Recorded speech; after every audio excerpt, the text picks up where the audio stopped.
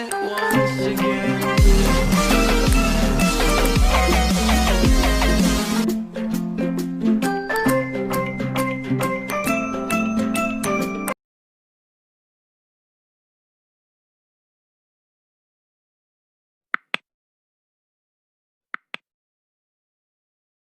Hello friends, आज के इस वीडियो में हम जानेंगे कि एक पत्नी अपने पति से भरण पोषण कैसे दावा कर सकती है, कब दावा कर सकती है, कहाँ दावा कर सकती है और कैसे दावा कर सकती है। तो चलिए हम देखते हैं। पहले ये जानने की कोशिश करते हैं कि एक पत्नी अपने पति से भरण पोषण हेतु दावा कब कर सकती है।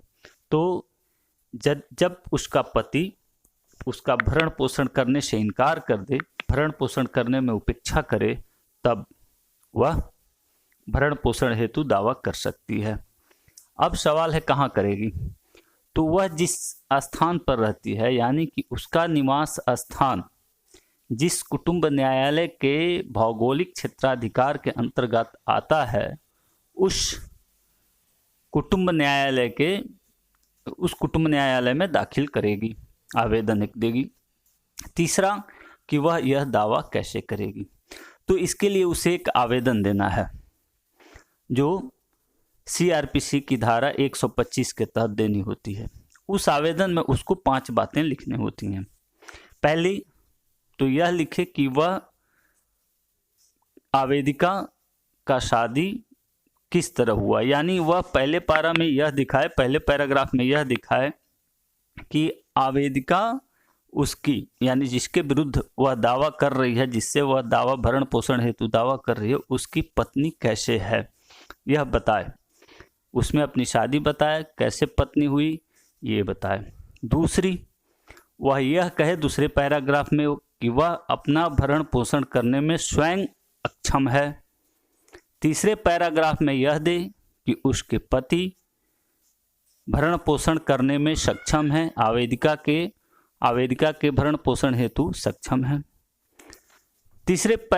चौथे पैराग्राफ में यह कहे कि यह लिखे, यह बयान करे कि आवेदिका के पति आवेदिका के भरण पोषण करने में उपेक्षा करते हैं या इनकार करते हैं।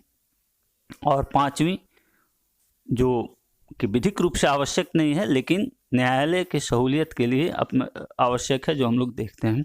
पांचवी यह है कि उसके पति की मंथली, प्रति माह या प्रतिवर्ष कितनी आय है। यह सहूलियत इस बात के लिए देती है कि न्यायालय को भरण पोषण की राशि तय करने में सहूलियत होती है। अब ये आवेदन दाखिल करने के बाद कुटुंब न्यायालय द्वारा उसके पति पर नोटिस जारी होगी।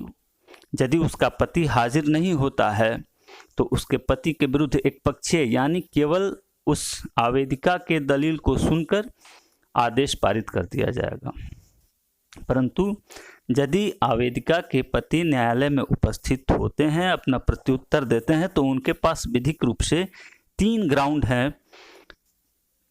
वह 3 ग्राउंड क्या है देखते हैं। तो पहला तो वह ग्राउंड ले सकते हैं आवेदिका के पति कि आवेदिका तथा उसके पति दोनों म्यूचुअल कंसेंट, यानी आपसी सहमति से एक दूसरे से अलग रहते हैं।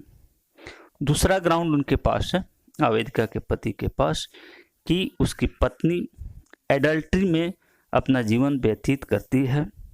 तीसरा कि पति यह दलील दे कि आवेदिका को वह अपने पास रखना चाहता है, परंतु आवेदिका रहना नहीं चाहती है और इसके लिए उसके पास कोई उचित कारण नहीं है।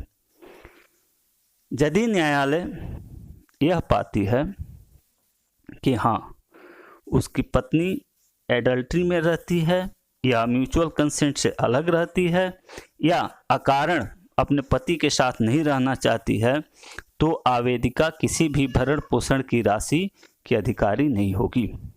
यदि ये तीनों में से कोई दलील आवेदिका के पति नहीं साबित कर पाते हैं और आवेदिका उपरोक्त बयान जो अपने आवेदन में की है, यदि वह साबित कर देती है, तो उसको भरण पोषण मिलेगा जो प्रति माह के दर से होगा।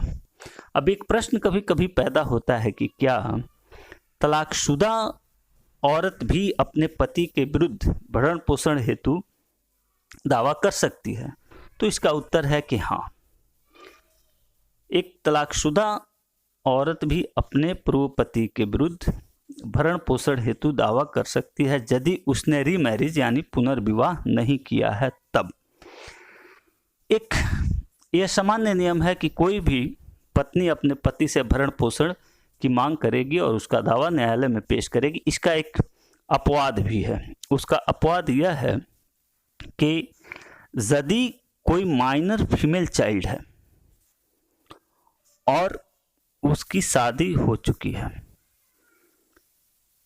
उसका जो पति है उसके पास सफिशिएंट मीन्स नहीं है, तो ऐसे स्थिति में वह माइनर फीमेल चाइल्ड अपने पिता से भरण पोषण की मांग कर सकती है। ये आज हम लोगों का एक समझने का प्रयास था कि कोई महिला कब अपने पति के विरुद्ध भरण पोषण की दावा कर सकती है। एक बात यहाँ ध्यान देने लायक और है जो मुझसे छूट गया कि वाद के दौरान वह अंतरिम भरण पोषण की राशि हेतु न्यायालय में आवेदन दे सकती है, जिस पर न्यायालय सुनवाई करने के बाद उसे अंतरिम भरण पोषण राशि तथा वाद लड़ने के लिए खर्च भी प्रति माह के दर से तय करेगी जो आवेदिका के पति को देना होता है। ये आज हम लोग का एक समझने का प्रयास था कि कोई पत्नी अपने पति के विरुद्ध कब भरण पोषण हेतु दावा कर सकती है। यदि इस संबंध में आपका कोई जिज्ञासा हो, कोई प्रश्न हो, कोई सुझाव हो तो कमेंट बॉक्स में लिखकर शेयर करें। धन्यवाद।